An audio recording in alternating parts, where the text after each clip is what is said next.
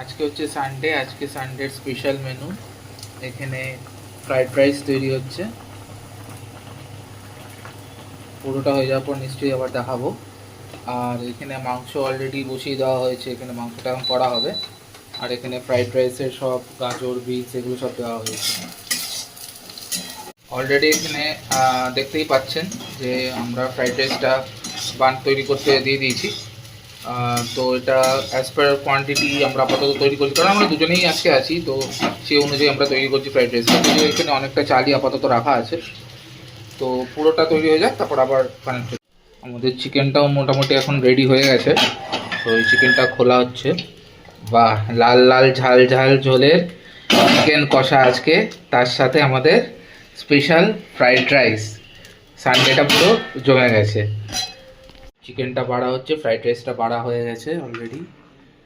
এবার আমি আপনাদেরকে টেস্ট করে বলবো কীরকম হয়েছে। আমি ঝোলটা ঢালছি ফ্রাইড রাইসে। একটা আলু নিয়ে নিলাম, খুব গরম আছে খাবারটা, পুরো গরম গরম এখনই সার্ভ করা হলো। এক পিস চিকেন নিচ্ছি, আমি আগে একটুখানি টেস্ট করে আপনাদেরকে জানিয়ে দিই কীরকম হয়েছে।